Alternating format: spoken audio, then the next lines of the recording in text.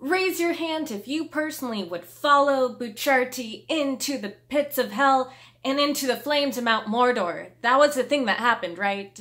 If by my life or death I can protect you, I will. You have my sword. And my axe. No, well, it should have, because I personally would offer Bucciarati my sword and my bow because I have nothing but respect for my capo. As an anime only who's been slightly spoiled about Bucciarati's death, I am even more confused right now, and I just started off watching the series, and the moment I saw Bucciarati, I was like, that's him, that's my capo, I want to cosplay that dude. So naturally, I did research, and the auto-suggestions for the search said Bucciarati's death, and a thumbnail popped up of Bucciarati's soul being lifted up by angels, and I was like, shit. My new favorite character is gonna die. I get to that last episode with Bucciarati supposedly dying, like him being fisted behind, that sounds really bad, by King Crimson. That was the morning of the con while I'm dressed as Bucciarati, and I'm like, no, don't talk to me right now. I finally get through episode 21, and he's Jojo-ish. He's okay. He's sort of alive again, brought back to life by golden experience. He's not quite right. He's not dead. He's undead. He's now possibly an immortal zombie angel on Earth because he can't feel pain and he can't bleed anymore. But hey, he's alive-ish. I don't know how. It just works. So we're gonna roll with it. But yeah, these past 2 episodes have devastated me, and they're fantastic, and they solidified why Bucciarati is my favorite character of the season, why he is arguably one of the main protagonists of Golden Wind, and also I want to dive into why I love these characters so much, because honestly, these side characters are probably my favorite main bunch of JoJo characters so far in a season. Episode 20 just truly showed how selfless and caring of a person Bucciarati is. Like when Trish is scared and breaking down and finally showing emotion, he holds her hand. And we see that he's been what I call mommy-arty. He's been a mom and taking care of people and been wise beyond his years since he was a child. Like, his parents are getting divorced. He wanted to go with his mom. However, because his father needed him more, he stayed with his dad and basically shanked a guy, committed murder, and promised to protect his dad. Yeah, that's a hardcore kiddo one. Respect. And starting before he was 20, he started putting together Passione because he said Mista wouldn't survive in prison. He knew that Abbacchio needed purpose, and he knew that Neuron Cha was a delinquent who just needed someone to yell at him and tell him to stay in school. And even with Trish, someone who he barely knew and who he barely met, he was willing to put his life on the line for her. And he's like, nope, I'm going to keep on doing my job and I'm going to protect her from Daddy-O, even though this most likely will screw me over big time.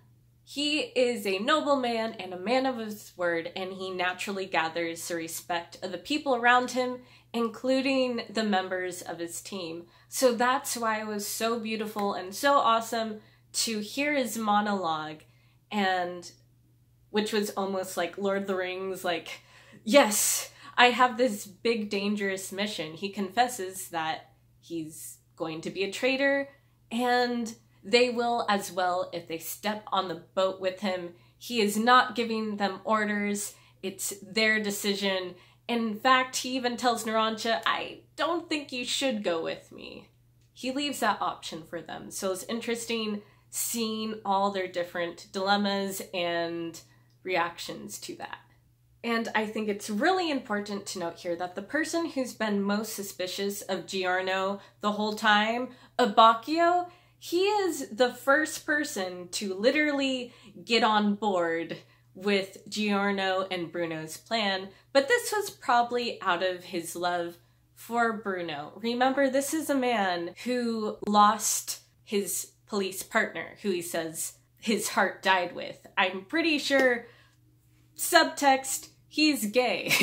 He is gay for Bruno. Bruno is this person who came into his life, rescued him, and gave him purpose, and he doesn't want to see another person that he loves, Bucciarati, die here. And I think that's in part why he's such a hard ass, even more than usual, towards Giorno, because he knows something is up with Giorno, and he's afraid that Giorno's reckless behavior is gonna endanger Bucciarati. And I think slowly he's starting to see why Bucciarati trusts Giorno. So yeah, Abbacchio is ride or die for Bruno and gay for him, and I don't blame him. If I was a man, I'd be gay for him too. I'm a woman, I'm bi for him too. Gotta love my Jojo boys. But anyways, I think one other really lovely reaction was between Neuron Cha and Bucciarati. And Neuron Cha essentially sees Bruno as a surrogate parental figure. And he's like, order me, I'm super scared, but if you tell me to go on that boat, I'll do it. And Bucciarati says, no, you need to make that decision. And I think that was an important turning point for Neuron Cha because he hesitated. He didn't get on board that boat solely for Bruno. He found his own personal reason when he saw an injured Trish, and he's like, oh my word, Trish was abandoned and betrayed by her father, and I identify with her, and then he goes swimming after them. So I think that was a little bit of important character development and growth for my sweet murder orange boy. So you go, Neuron Cha, you go. As for Fugo not jumping aboard, literally jumping aboard with their plan, I don't hold him at fault here. Like Abbacchio said, it's a suicide mission, and Fugo is naturally a very analytical and logical person. And as he said, Bruno is thinking out of like pathos and ethos right now. He's doing what he thinks is right and thinking with his feelings, while Fugo is very logos and logical. So for him to jump aboard would almost be out of character at the moment, so I'm expecting him to maybe sweep in later to save his team. So we'll see. I think he will for Giorno, but time will tell, and I'll withhold judgment for then. And it does look like we have a few more obstacles and build up before we meet the big bad boss fight again, but I'm really looking forward to finding out more about the boss because he seems really fascinating to me so far, and his ability and its stand name, King Crimson, kind of reminds me of a mythological figure I brought up before, but Kronos, god of time, and king, ruler of the gods. And if you don't know his story, essentially he is so paranoid and wants to remain king so badly, he murders and devours his own children. And likewise, we see the boss willing to kill his own daughter out of paranoia because he feels that she is going to try and backstab him later. But yeah, we're going to see if the boss's own paranoia becomes his own undoing, like Kronos, because at this point, Golden Wind feels like it's going to be ending in heartbreak. It's like a Shakespearean tragedy of miscommunication, like Romeo and Juliet.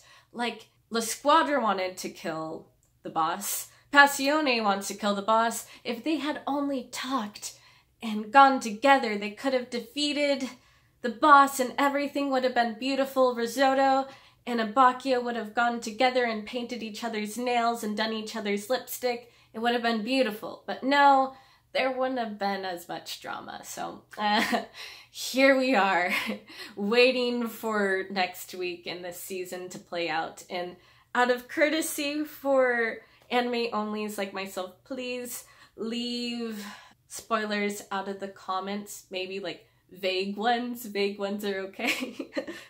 But yeah, let me know how you felt about these past 2 episodes down below. And I think, honestly, I do like the whole schedule of doing episodes in chunks, like reviewing them.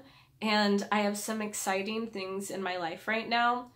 Like, I am currently planning on moving.